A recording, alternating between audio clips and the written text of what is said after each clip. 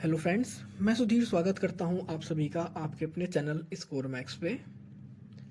और आज हम डिस्कस करने वाले हैं आपकी MCO 1 की unit 5 individual behaviour and learning के इम्पोर्टेंट क्वेश्चंस। तो सबसे पहले जो क्वेश्चन बनता है आपका इस यूनिट से, what is individual behaviour, discuss various factors influencing the individual differences.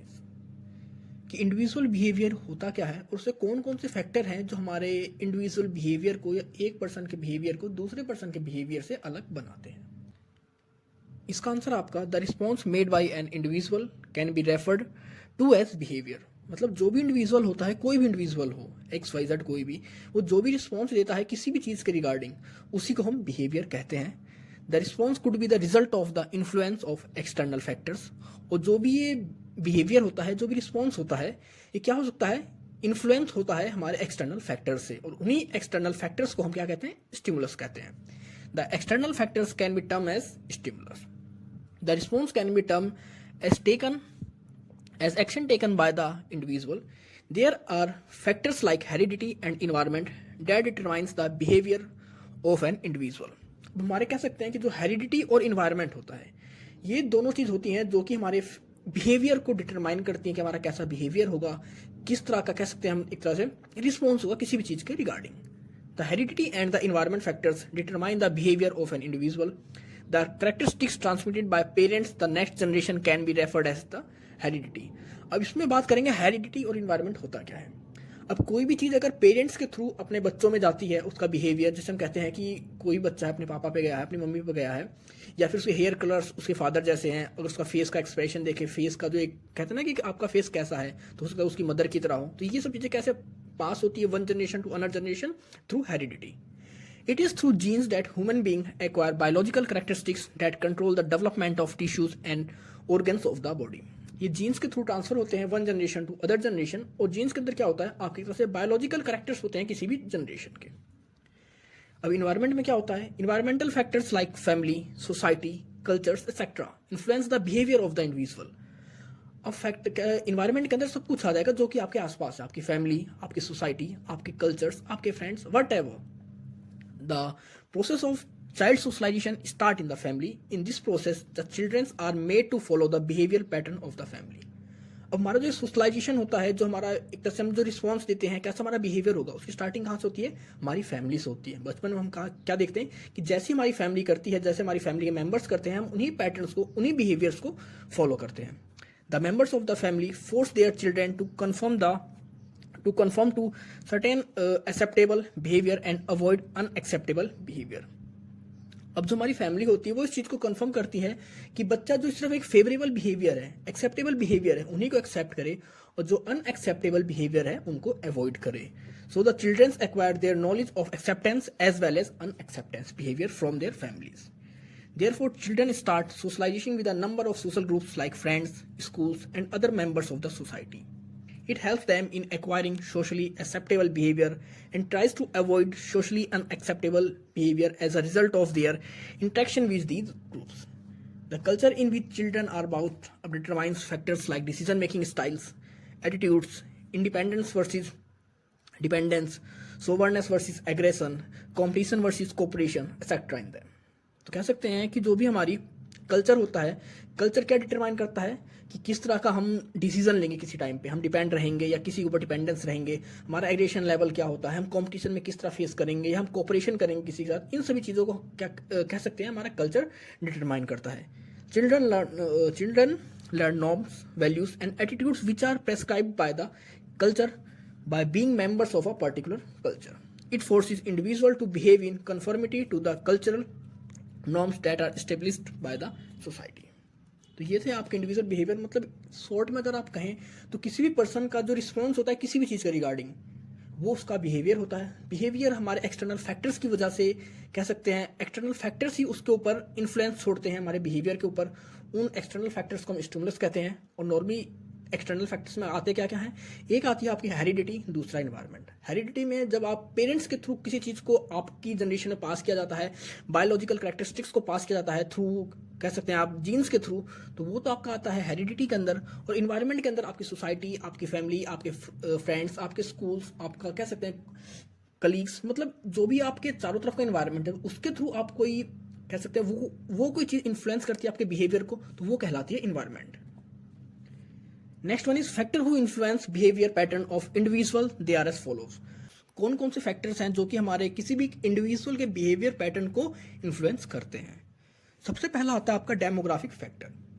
The demographic factors are social economic background, education, nationality, race, age, sex, etc.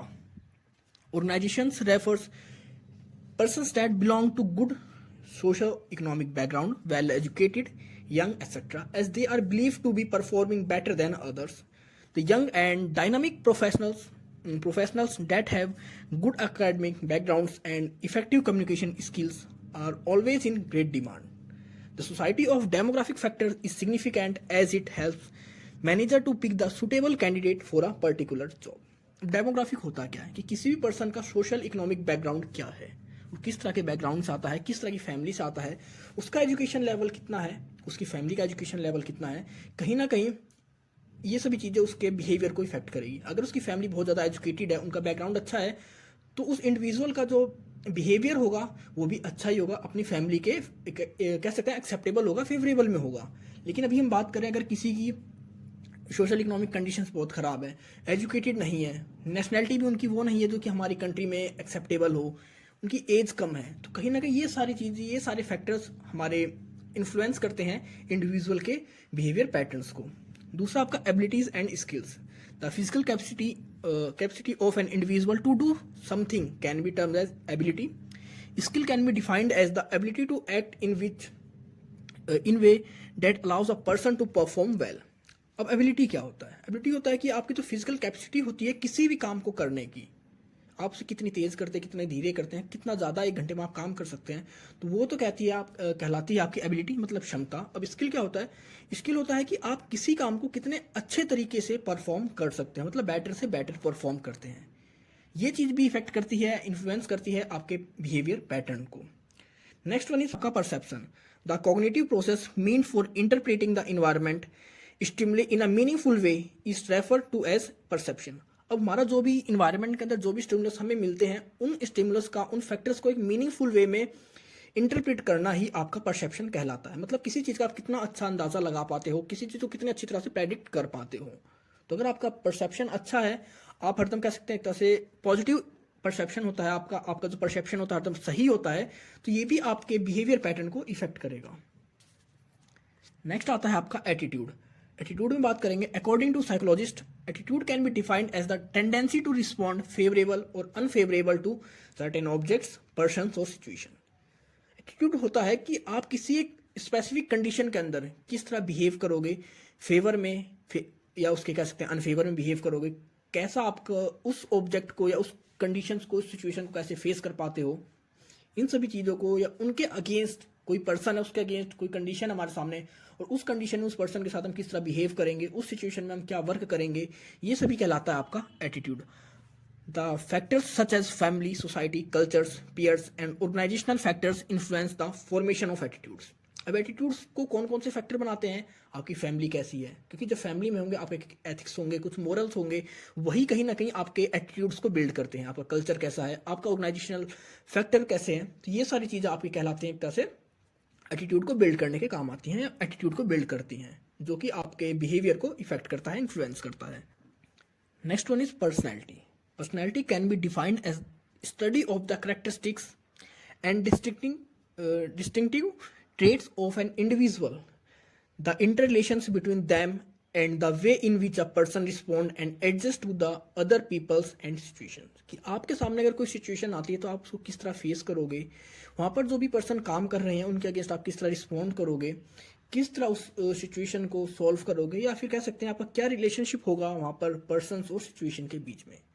मतलब एक तरह से कह सकते हैं आपकी जो पर्सनैलिटी होती है वो टोटली इफेक्ट करती है आपके बिहेवियर को। जैसी आपकी पर्सनैलिटी होगी वैसा ही आपका बिहेवियर होगा, आपका एटीट्यूड होगा।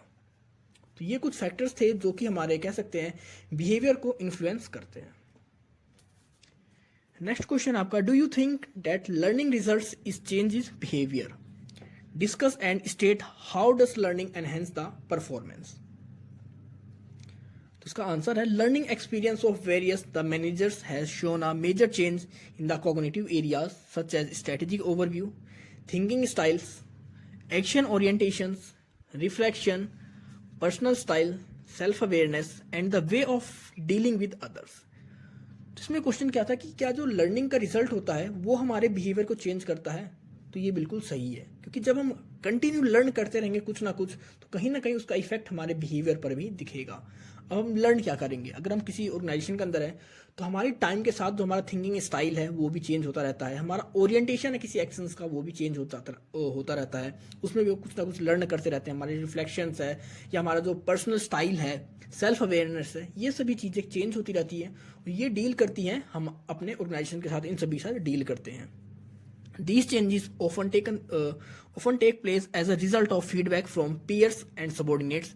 This learning reproduce the importance of knowing to develop the group effectively. तो ये कब हमारे डेवलप होते हैं, कब ये कह सकते हैं ये चेंजेस कब आते हैं, जब हम अपने पीयर्स से या सबॉर्डिनेट से फीडबैक लेते रहते हैं कंटिन्यू। अगर हमें कोई फीडबैक अच्छा मिलेगा, हमने कोई काम किया है, तो उस चीज़ को हम एनकरेज करेंगे, उस चीज़ को और डेवलप करेंगे, उस चीज़ में और लर्निंग करेंगे। लेकिन अगर किसी काम के अंदर या किसी हमारे ओरिएंटेशन में, किसी थिंकिंग स्टाइल में हमें फीडबैक अच्छा नहीं मिला, तो हम उसे चेंज करेंगे। Learning is defined as a permanent change in behaviour. तो क्या है लर्निंग, क्या है, is defined as permanent change in behaviour. मतलब आपके जो बिहेवियर के अंदर एक परमानेंट चेंज होता है, उसी को हम कहते हैं learning. We take place as a consequence of knowledge और प्रैक्टिस। ये कब आती है आपकी, इसका जो कॉन्सिक्वेंस है कि आपका नॉलेज और प्रैक्टिस, मतलब आप नॉलेज आपके पास है लेकिन आप जब उसकी प्रैक्टिस नहीं करोगे तब तक आपकी उस चीज़ की जो लर्निंग नहीं होगी, और इन दोनों को करने के बाद ही आपकी लर्निंग कंप्लीट होती है। Therefore we can say the learning is a change in behaviour. This change may be favourable और अनफेवरेबल। अब आपके अंदर कोई भी चेंज आता है लर्निंग के थ्रू, वो फेवरेबल भी हो सकता है, अनफेवरेबल भी हो सकता है। Learning will help you to increase your output in an organisation, और it may also make you learn how to decrease output in the organisation. अब हो सकता है आपकी लर्निंग से आपका जो एटीट्यूड चेंज हुआ है, आपका जो बिहेवियर चेंज हुआ है, उससे आपके ऑर्गेनाइजेशन के आउटपुट में इंक्रीजमेंट हो जाए, इंक्रीमेंट हो जाए, या फिर ये भी हो सकता है कि आपका जो आउटपुट है वो डिक्रीज हो जाए। Secondly, as the change must be relatively permanent, therefore it should last for long duration. This refer to the fact that a time the change may be due to tiredness, alteration, enthusiasm, etc. This may be temporary change. Normally आपका जो change होता है ये एक permanent change होता है, एक long term के लिए होता है, क्योंकि अगर आपकी कोई हैबिट बन गई, आपका कोई थिंकिंग स्टाइल बन गया, आपकी कोई पर्सनैलिटी डेवलप हो गई, तो ये नहीं है कि वो सिर्फ एक हफ्ते, एक दिन या एक महीने के लिए होती है, वो एक लॉन्ग टर्म के लिए होती है। लेकिन इसमें कई बार हमारे कुछ ऐसे भी फैक्टर्स होते हैं जो जिससे हम टायर्डनेस की वजह से, अल्ट्रेशन की वजह से, एंथुसियाज्म की वजह से कोई चेंज हमारे अंदर आता है, वो सिर्फ एक टाइम पीरियड या कह सकते हैं टेम्परेरी चेंज होता है। As learning involve the change taking place through knowledge और performance, the change through expansion and maturation are not measured as well as behaviour. The experience और practice is required for the purpose of learning to take place. The experience can be attend through relations with the environment in the forms of observation, personal exposure, repetition, etc. The strengthening of experience or practice enables proper and permanent learning. तो अगर यहाँ पर हम in short में बात करें तो सिर्फ यहाँ पर यह बताया गया है कि आपकी जो लर्निंग होती है वो किस तरह कह सकते हैं अकर होती है, किन किन एरियाज में आपकी लर्निंग होती है, और वो कितने टाइम तक चलती है, उससे किस तरह डील करते हैं, और आपकी लर्निंग होगी कैसे, फीडबैक्स के थ्रू, पीयर्स के थ्रू, और सबॉर्डिनेट्स आपको जो फीडबैक मिलेगा उसके थ्रू वो चेंजेस होते हैं आपके अंदर, वो आपकी फिर कह सकते हैं लर्निंग होती है। आपकी जो लर्निंग होती है कह सकते हैं कि आपकी तरफ से आपकी खुद की भी जो डेवलपमेंट होती है, आपकी जो ग्रोथ होती है, उसके ऊपर भी इफेक्ट डालते हैं। अब आपकी जो लर्निंग होती है अगर पॉजिटिव वे में हुई, फेवरेबल वे में हुई, तो आपके ऑर्गेनाइजेशन को इससे बेनिफिट होएगा, आपका जो आउटपुट है वो भी इंक्रीज होएगा। लेकिन ना ये आपके लिए कहना, अगर ये अनएक्सेप्टेबल या कह सकते हैं अनफेवरेबल आपकी लर्निंग हुई, अनफेवरेबल आपकी जो प्रोसेस हुई थी, कंप्लीट हुई है लर्निंग की, तो उसकी वजह से आपको ऑर्गेनाइजेशन को इसमें लॉस भी होगा, आपके जो आउटपुट्स हैं वो भी कम हो जाएंगे। और ये जो लर्निंग प्रोसेस होती है ये एक तरह से परमानेंट कह सकते हैं या लॉन्ग टर्म के लिए होती है। लेकिन कई बार ऐसे कुछ चेंजेस होते हैं जो कि शॉर्ट टर्म के लिए या टेम्परेरी चेंज भी होते हैं। जिससे कि अगर कोई टायर्डनेस की वजह से, अल्ट्रेशन की वजह से, एंथुजियाज्म की वजह से थोड़ा बहुत चेंज आपके अंदर आता है, लेकिन वो सिर्फ एक कुछ टाइम के लिए हो सकता है, 1 वीक 2 से 3 डेज के लिए चेंज हो। जैसे ही वो आपकी जो टायर्डनेस खत्म होंगी, एंथुजियाज्म खत्म होगा, आपकी फिर से जो पुरानी पर्सनैलिटी थी आप उसमें वापस चले जाते हैं।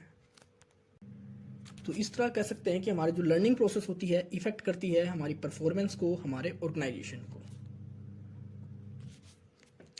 Next one is describe the factors which influence employees behaviour and their performance, कि हमारे एम्प्लॉयज के बिहेवियर और उनके परफॉर्मेंस को कौन कौन से फैक्टर हैं जो कि इन्फ्लुएंस करते हैं।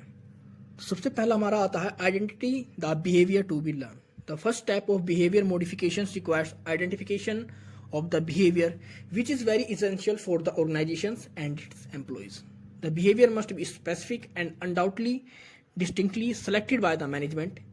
In fact, there are particular determinants of presentation of the job.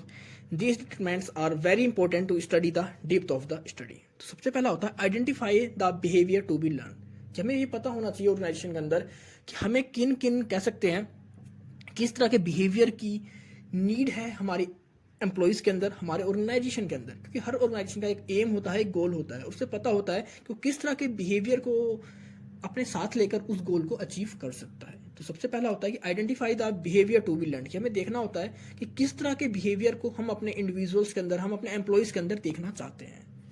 दूसरा होता है base line performance. The present status of the behaviour analysed bye the manager. Manager studies the job performance of the salesman. It is he who find out that the salesmen are able to sell less number of quantities than the standard decided by the organizations. अब baseline performance क्या होता है? अब performance होती है कि अगर कोई हमारा सेल्समैन है तो उसको हम एक बेसलाइन दे देते हैं कि आपको मिनिमम टू मिनिमम इतने आउटपुट सेल्स करने ही हैं। तो अगर हमारा जो भी एम्प्लॉय है, जो भी हमारा वहाँ पर इंडिविजुअल है, अगर वो उस चीज़ को कंप्लीट नहीं कर पाता तो इन चीज़ों को कौन एक तरह से कह सकते हैं, कौन स्टडी करता है, कौन एनालाइज करता है? हमारा मैनेजर। वो देखता है कि हमारा जो भी एम्प्लॉय है, जो भी हमारा सेल्स पर्सन है, क्या वो उस काम को करने में एबल है या नहीं है। अगर वो नहीं है तो क्यों नहीं है, और उसके थ्रू कुछ ना कुछ वो इसीलिए करते हैं कि वो कुछ ना कुछ एक स्टैंडर्ड क्वांटिटीज़ को डिफाइन कर देते हैं, फिक्स कर देते हैं, जो कि हमारे हर सेल्स पर्सन को, हर एम्प्लॉयज़ को वो वर्क करना ही होता है। नेक्स्ट है functional analysis. It functional analysis are detailed analysis of the existing behaviors and their consequences is carried out. इसमें होता है कि आपका जो भी बिहेवियर एक तरह से एग्जिस्ट करता है आपके ऑर्गेनाइजेशन के अंदर, उसका पूरा एनालाइज किया जाता है sequence by one. The manager evaluates the impact of existing behaviour on the output of the salesman and find the output of salesman is 25% less than the standard output. अब इसमें होता है कि अगर आपका कोई कम सेल्समैन है, अपनी सेल्स पूरी नहीं कर पा रहा है, जो स्टैंडर्ड था उससे कम रह जा रहा है, तो यहाँ पर हमारे जो मैनेजर है उस चीज़ को इवेलुएट करेंगे, एनालाइज करेंगे कि जो एग्जिस्टिंग इन्वायरमेंट है, जो एग्जिस्टिंग कह सकते हैं बिहेवियर है, उसका किस तरह इंपैक्ट पड़ रहा है हमारे सेल्समैन के ऊपर, जो कि अपने 25% कम आउटपुट को सेल्स कर पा रहे हैं, उसका क्या इफेक्ट है। फिर वो उसी बिहेवियर को दोबारा से कह सकते हैं रिवेलुएट करेंगे, उसको देखेंगे उस बिहेवियर के अंदर क्या क्या उन्हें चेंजेस करने चाहिए, उसके तरह से पूरा तरह से प्रॉपर एनालाइज करेंगे उस बिहेवियर को, जिसकी वजह से उनकी जो परफॉर्मेंस थी सेल्समैन की वो अच्छी नहीं थी या पूरा परफॉर्मेंस थी। नेक्स्ट है इंटरवेंशन स्ट्रेटजी.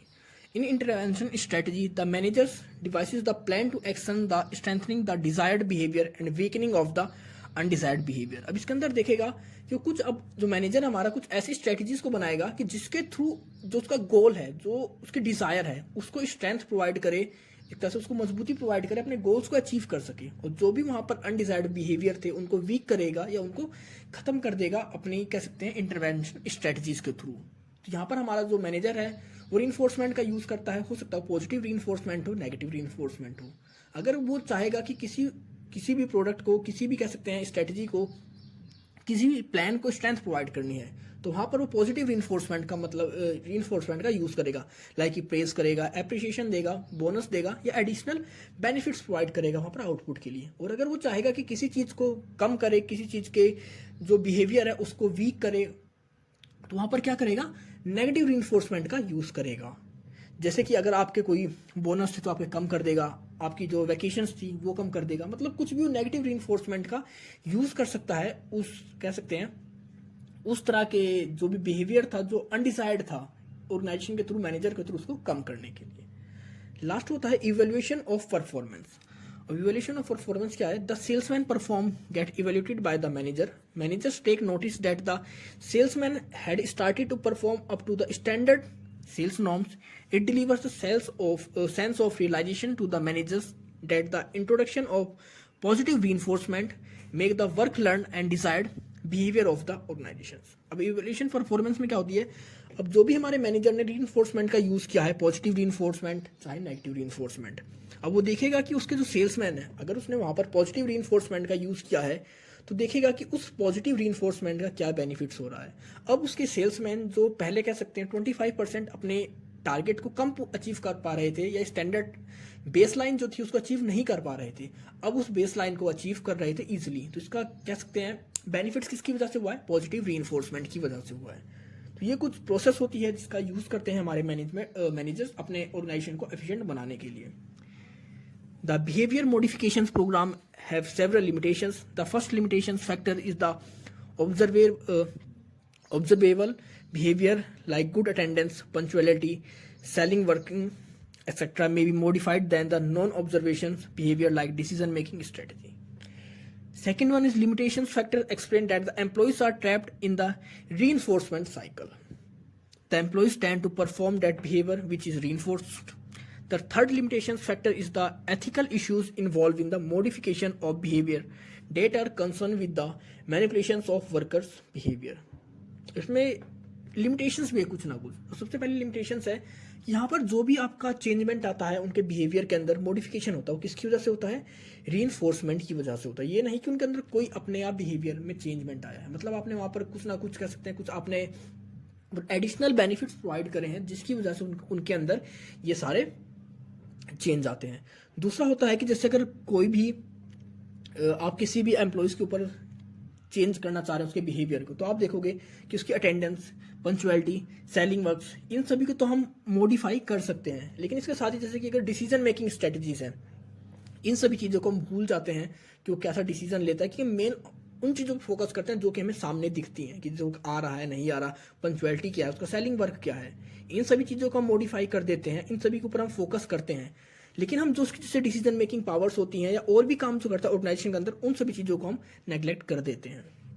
और इसके अंदर कहीं ना कहीं हमारा जो एम्प्लॉई होता है वो ट्रैप कर जाता है रीइंफोर्समेंट साइकिल के अंदर।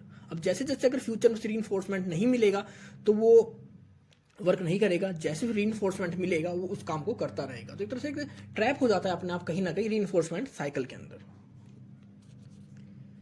ऑपरेंट कंडीशनिंग, इस यूनिट के अंदर नॉर्मली दो इंपॉर्टेंट आपकी थ्योरीज दी गई हैं, तो उसमें से एक है आपकी ऑपरेंट कंडीशनिंग। इसके अंदर क्या होता है कि अगर आपके सामने कोई काम होता है, आपके पास दो चॉइस होती हैं।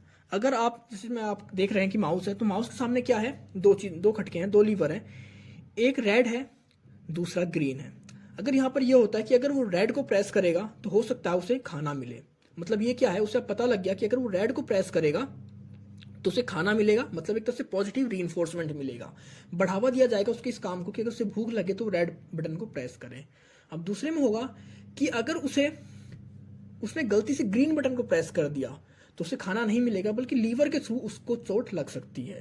तो मतलब यहाँ पे ये नेगेटिव रीइंफोर्समेंट हो गया। मतलब रीइंफोर्समेंट की बात करेंगे, कुछ ना कुछ एडिशनल जो स्टिमुलस फैक्टर्स को डेवलप कर देते हैं उसके बिहेवियर को चेंज करने के लिए, तो उसी के बारे में हम बात करेंगे ऑपरेंट कंडीशनिंग के अंदर।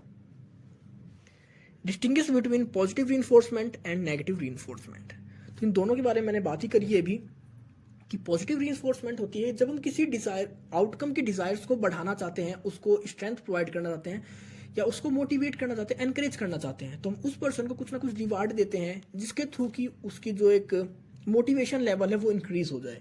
हम उसकी सैलरी में इंक्रीमेंट कर सकते हैं, बोनस दे सकते हैं, उसको एडिशनल पावर्स दे सकते हैं, अथॉरिटीज रिस्पॉन्सिबिलिटीज दे सकते हैं।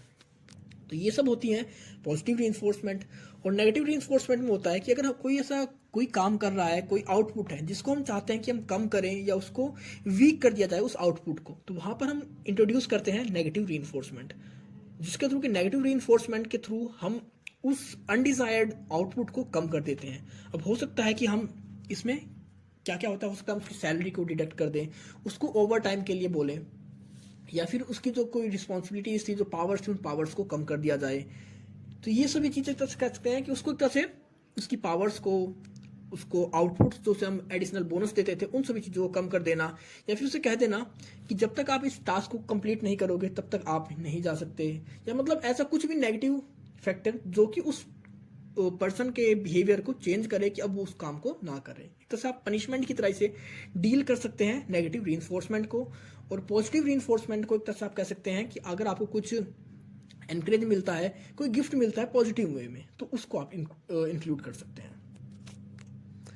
नेक्स्ट है डिस्कस शेड्यूल्स ऑफ रीइंफोर्समेंट, कि आपके जो रीइंफोर्समेंट होता है किसी चीज़ को हम बढ़ावा देते हैं चाहे पॉजिटिव वे में नेगेटिव वे में, तो उसके शेड्यूल्स क्या हैं। तो शेड्यूल्स यहाँ पर हमारे पास 4 हैं। Fixed interval schedule. अब फिक्स्ड इंटरवल शेड्यूल क्या होता है कि हमने फिक्स कर दिया कि हमारे एम्प्लॉयज़ को हर मंथ सैलरी मिलेगी। एक तरह से क्या है, ये रीइंफोर्समेंट ही है कि अब हमारे एम्प्लॉयज़ को पता है अगर वो काम करेंगे, हमारी ऑर्गेनाइजेशन में जुड़े रहेंगे, तो उन्हें हर मंथ, या कह सकते हैं जो ईयरली बेसिस पे पैकेज होते हैं, उन्हें वो मिलती रहेगी। तो ये क्या है, एक तरह से इंटरवल बेस पे है। फिक्स्ड इंटरवल शेड्यूल हमने डिसाइड कर लिया है अपने एम्प्लॉयज़ को रीइंफोर्समेंट करने का। दूसरा है फिक्स्ड रेशो शेड्यूल। अब फिक्स रेशो शेड्यूल की बात करें, the reinforcement is produced based on the number of responses. It signifies that the person is expected to make certain number of responses to get the responses. इसमें आप example देखोगे, in a piece wage rate system, the payment is made based on the each unit of output produced by the employees. इसमें होता है fixed ratio schedule. उसमें उन्हें target दे दिया जाता है कि अगर आप 10 यूनिट सेल करोगे तो आपको इतनी सैलरी मिलेगी, अगर आपने 20 यूनिट सेल करी तो आपको 10% और सैलरी मिलेगी। मतलब उनका एक लेवल फिक्स कर दिया जाता है कि आप जितना बेटर वर्क करोगे आपको उतना ही, कह सकते हैं, सैलरी मिलेगी, आपको बोनस मिलेगा, आपको कह सकते हैं अथॉरिटीज पावर या जो भी कुछ पॉजिटिव रीइंफोर्समेंट मिलेगा। तो ये होता है रेशो के शेड्यूल के हिसाब से। ये रेशोज डिवाइड कर दी जाती हैं, रेशोज फिक्स कर दी जाती हैं कि आप जितना ज़्यादा काम करोगे आपको उतना ही ज़्यादा रिवार्ड मिलेगा, मतलब maximum units maximum rewards. Next आपका वेरिएबल इंटरवल शेड्यूल। अब वेरिएबल इंटरवल शेड्यूल क्या होता है, इसमें अगर हम बात करें, in variable interval schedule the person is reinforce after one interval of time, then after another interval of time and so on. It signifies that the reinforcement is provided after a varying length of the time and may be the based of the average. For example, if an employee gets his promotion after 3 years, second promotions after 4 years, and third promotion after 1 year, it means that he get promotions after varying intervals of time. तो इसमें आपकी promotion जो होती है वो आ जाती है, इसमें कोई एक फिक्स नहीं है आपका इंटरवल। हो सकता है आपको आपकी पहली प्रमोशन 4 साल 5 साल पे मिल जाती है नॉर्मली, क्योंकि जो आपकी पहली प्रमोशन होती है उसमें आपको ज़्यादा टाइम लगता है, क्योंकि कहीं ना कहीं आप प्रोबेशन पीरियड पे होते हैं। उसके बाद जो आपकी दूसरी प्रमोशन होती है वो जल्दी होती है, जो तीसरी प्रमोशन होती है और जल्दी होती है। तो ये आपका कहलाता है variable interval schedule reinforcement. Variable ratio schedule, अब इसमें होता है कि एक तरह से आपका जो रेशो होता है, हमने ऊपर बात करी थी फिक्स्ड रेशो की, जिसमें फिक्स था कि अगर आप 5,000 तक की सेल करते हो, मतलब आप जितने यूनिट सेल्स करोगे, जितने आप आउटपुट वहाँ पर प्रोवाइड करोगे, उसके हिसाब से आपको सैलरी मिलेगी, आपको कोई इंसेंटिव मिलेंगे, रिवॉर्ड्स मिलेंगे। लेकिन हम बात करते हैं वेरिएबल रेशो शेड्यूल के अंदर, तो इसके अंदर एक पहले तो एक फिक्स कर देते हैं कि आपको इतना टारगेट तो अचीव करना ही करना है, मतलब एक बेस लाइन फिक्स कर दी जाती है। आप एग्जाम्पल ले सकते हैं इसमें कि जैसे एक ही बेस लाइन है, ये 10 प्रोडक्ट की वैल्यू थी, तो उनको कह दिया जाएगा कि आपको 10 प्रोडक्ट तो सेल्स करने ही करने हैं। मतलब जब तक आप 10 प्रोडक्ट सेल नहीं करोगे, आपको कह सकते हैं एक तरह से आपको सैलरी नहीं मिलेगी। मतलब आपकी जो सैलरी है वो तभी आपको मिलेगी जब आप अपने इस टारगेट को अचीव करोगे। अब अगर कोई पर्सन इस टारगेट से ज़्यादा अचीव कर लेता है तो उस कंडीशन में उसे एक्स्ट्रा रीइंफोर्समेंट मिलेगा, रिवॉर्ड्स मिलेंगे, बोनस मिलेंगे, या फिर जो भी एडिशनल बेनिफिट्स ऑर्गेनाइजेशन देना चाहे। तो ये था हमारा वेरिएबल रेशो शेड्यूल। तो फिक्स शेड्यूल क्या होता है, इसमें एक फिक्स होता है कि जैसे आपको पर मंथ सैलरी मिलेगी, तो हर मंथ हमें पता है कि सैलरी मिलनी ही मिलनी है, तो वो फिक्स्ड इंटरवल शेड्यूल है। दूसरा होता है फिक्स्ड रेशो शेड्यूल, इसमें होता है कि आप जितने आउटपुट के हिसाब से आपको सैलरी मिलती है, जितना आउटपुट आप काम करोगे, जितना आउटपुट आप सेल्स करोगे, उतनी ही आपको सैलरी है। आपने अगर 10 आउटपुट सेल्स करें तो आपकी सैलरी 10 रुपये बनती है, अगर आप 100 आउटपुट सेल्स कर दोगे तो आपकी सैलरी भी 100 के हिसाब से आपको मिल जाएगी। तो ये थे हमारे schedules of reinforcement. Classical conditioning, अब इसके अंदर बात करेंगे कि किस तरह किसी कंडीशनिंग करी जाती है। ये थ्योरी भी आपकी इस यूनिट की काफ़ी इंपॉर्टेंट थ्योरी है। अगर ये एग्जाम में आपसे पूछी जाती है तो आप इस डायग्राम्स के थ्रू इसको अच्छे से एक्सप्लेन कर सकते हैं। तो इसके अंदर क्या होता है कि एक होता है आपका न्यूट्रल स्टिमुलस, जिसको देख कर कि आपका, जैसे इसमें कुत्ते का एग्जांपल लिया गया था इस थ्योरी को, कॉन्सेप्ट को दिखाने के लिए, इसको एक्सपेरिमेंट को करने के लिए। तो एक होता है न्यूट्रल स्टिमुलस, मतलब जिसको देखकर आपका जो इसमें कुत्ता दिखाया गया है कोई भी रिएक्ट नहीं करता। दूसरा होता है अनकंडीशनल स्टिमुलस। स्टिमुलस मतलब अगर उसे खाना दिया जाएगा तो उसको देखकर वो कुछ ना कुछ रिएक्ट करेगा, मुंह से सलाइवा सीक्रेट करेगा, उसकी जीभ बाहर आ जाती है। तो मतलब ये था कि अनकंडीशनल स्टिमुलस है, अगर वो खाना देखेगा तो उसी तरह रिएक्ट करेगा। लेकिन अभी तक अगर उसके सामने हम बेल बजाते थे या बेल को प्रेस करते थे, उसका उसका कोई भी रिस्पॉन्स नहीं होता था। अब कुछ टाइम बाद हमने यहाँ पर क्या किया कि हरदम उसका जब उसे खाना देते तो उसके साथ ही साथ हम बेल को भी प्रेस करते, बेल बजाते थे। तो उसने, कुत्ते ने क्या देखा कि अगर उसे कभी बेल की आवाज़ सुनाई देगी तो मतलब उसे अब खाना मिलेगा, उसे मील मिलेगी। तो कम से कम हम 1 से 1.5 महीने तक इस कंडीशन को कंप्लीट करेंगे। डे बाय डे इस चीज़ को, प्रोसेस को रिपीट किया जाएगा। तो कुछ टाइम बाद क्या हो जाएगी, हमारे कुत्ते की एक ऐसी कंडीशनिंग हो जाएगी कि अगर उसके सामने अब कभी भी बेल प्रेस होएगी, बेल बजेगी, तो उसे लगेगा कि अब उसे खाना मिलने वाला है, और वो उसी तरह रिएक्ट करेगा जिस तरह की वो खाना मिलने के ऊपर रिएक्ट करता था। जैसे कि उसका सलाइवा सीक्रेट होने लग जाएगा, उसकी जीभ बाहर आ जाएगी। तो यही होती है आपकी क्लासिकल कंडीशनिंग। मतलब यहाँ पर हम एक न्यूट्रल स्टिमुलस और अनकंडीशनल स्टिमुलस को आपस में इंटरलिंक कर कर इस तरह उसकी कंडीशनिंग करते हैं किसी भी पर्सन की कि अगर इन फ्यूचर में उनमें से कोई भी एक उसके सामने आए तो उसका जो बिहेवियर है वो हरदम सेम ही रहे। तो गाइस, मे भी आपको सब कुछ समझ में आ गया होगा। अगर आपको कोई इशू है, कोई डाउट है, तो आप कमेंट सेक्शन में कमेंट करके पूछ सकते हैं। और अगर आप इग्नू अपडेट्स के साथ जुड़ना चाहते हैं तो आप मुझे मेरे इंस्टाग्राम अकाउंट पर फॉलो कर सकते हैं। तो मिलते हैं जल्दी एक नई वीडियो के साथ, तब तक के लिए take care, good bye friends.